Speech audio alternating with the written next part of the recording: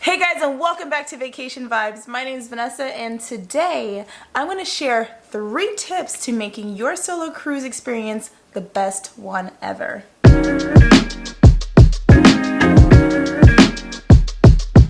Ooh, cruise tips! After I put out my cruise series detailing my solo experience, a lot of you guys were intrigued with how I was able to pull something like that off and make it so successful for me. And today I want to share every single secret with you. But before we get there, make sure you take a moment to hit that like button. It really helps out the channel so that more of you can come join us. I have realized that according to my analytics, about 85% of you who are watching my videos are not subscribed. What's up with that? I thought we were friends. We're not friends until you hit that subscribe button, and then once you do that, we become best friends for life. So join the friend squad, hit subscribe, and stick around. You'll never miss another upload ever again. Alright, so without further ado, let's start with number 1. You want to research and join your cruise's Facebook group. The Facebook group is going to be the most important part of this puzzle, and it's something that you can do well before your cruise ever leaves. So today, I want you to search your cruise name. So in case of my other ship, that was Carnival Horizon, plus the dates that it sails. And once you do that in the search bar on Facebook, you're in. Now, if there is not a cruise group that pops up from your Facebook search, then that means it might be time for you to create it yourself. The very first thing you need to do is check for events that your cruise group has already planned for just your group. For example, on Horizon there was a bar crawl, which is where I met Santa and Drea, which you guys got to know in my cruise series. There are other events that are also planned, like a mixer or a shot glass exchange, which is a popular one amongst cruise groups. So dive in, check out the events, and plan to be there. The next thing you want to do once you're in the group is to say hello and maybe let people know that you're a solo cruiser. Now, for safety concerns, I understand if you do not want to disclose that information, but you can at least find out who else might be a solo cruiser or who is simply just open to making a new friend on board, solo or not. While you're on Facebook, you can start chit-chatting with people and trying to find out who wants to share a taxi for your excursions and who wants to meet up for dinner, things like that. And you can already start to plan to get to know people better once you are on board. And then the last thing I want you to do in this Facebook group is to talk excursions. Now, we're going to get on the topic excursions a little later on in this video, but 2 things I want you to do. Number 1, research what excursions the people in your group are going. Maybe you just make a post saying, what are the top excursions you guys have planned or booked for this cruise? And then number 2, you might want to use this to your advantage later. We'll come back to that. So your second big tip is going to happen on board, and that is get social. Sounds like a no-brainer, but I want to walk you through some tips to help you be social starting on day 1 of your cruise.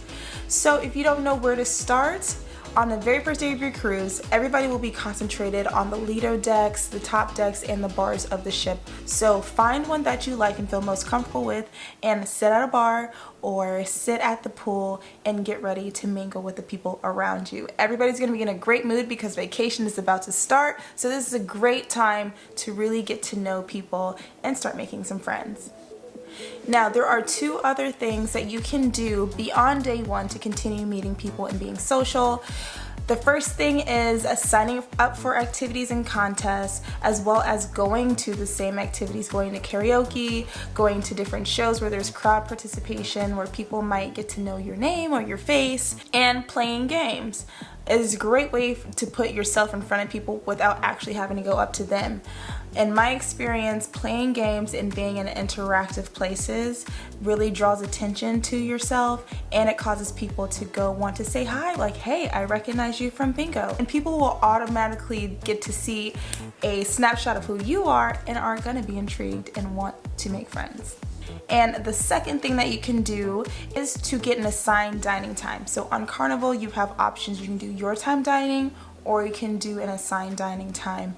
And on a solo cruise, I would recommend doing the assigned dining time because that guarantees that you'll have the same table and the same table mates all cruise long, which gives you plenty of days to get to know each other, and in my experience, it has been okay. Now, there's always a risk that you'll sit next to people who are not interested in talking, but in any event that you're seated next to someone who doesn't want to talk, at least you know the expectation for dinner every night, and you can maybe make some different plans with some new friends like I did on my cruise when I met Santa and Dre.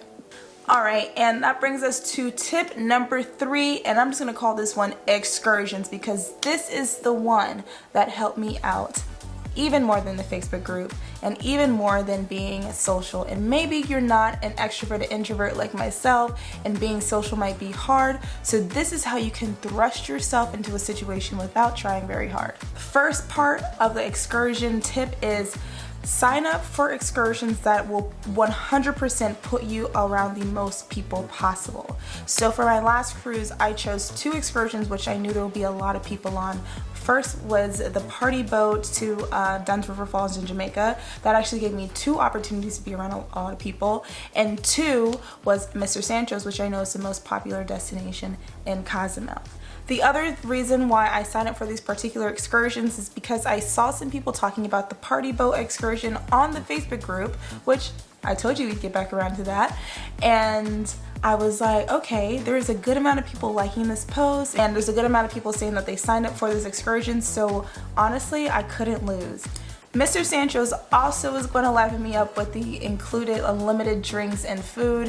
For me, if I could have a couple good cocktails, my inhibitions lower a little bit and I'm more apt to talk to complete strangers a little easier than I would without. So if that's something that helps you, maybe being in an excursion that provides a little bit of libations would be helpful. Or conversely, if drinking is not something for you, doing an excursion that you know you're going to enjoy will do the same thing. It will liven you, it will open you up to being excited around the people that you're with, and it'll help you bond. But remember, choosing an excursion that guarantees you to be around a lot of people does not always guarantee the type of people that you're going to be around. So using that Facebook group to really get a sense of who's going to be on your excursion is going to be very, very helpful. And then again, you can always ask people who would like to split a taxi if it's an excursion that is not sponsored by your cruise line and you need a taxi to get there. That is what I did with Demetra and her sisters Janice and Cheryl, who were also in a Facebook group. So we had a great time together. And lastly, with excursions, especially ones that are done through your cruise line, it is the safest way to experience the ports when you are solo, because you are automatically around a lot of people who recognize your face and will look out for you because they know where you come from. And conversely, you will recognize the people you're with and you will know who you feel safest with. So if you're a little afraid of going on the ports alone, doing an excursion will be super, super helpful. I've got one little bonus round tip, and this is for my solo vloggers. Put the camera down, okay? I figured out after my first day that my camera was getting in the way of me being social because it was my comfort zone. I prefer to just sit and talk to you guys instead of talking to the people around me, and it was a coping mechanism for me being alone for that first day. So on day 2, I decided to put it down for a few hours, and that's when everything took off for me, and making friends and making plans and everything happened when I left the camera in my cabin. So be sure to schedule time for you to not be vlogging and not be recording so that you can experience other people around you. I promise it won't be that bad and you will still get the footage you need. Alright guys, those are my tips to making your solo cruise the most amazing cruise ever. If you have any more questions about solo cruising, please leave them in the comments below. I will answer every single comment, and I know that other solo cruisers will be happy to help too. And if you have tips to making a solo cruise better, please leave them in the comments below as well. Okay, there is a pool calling me. I need the vacation vibes at home right now, so I gotta go. I'll see you guys in the next video. Bye guys.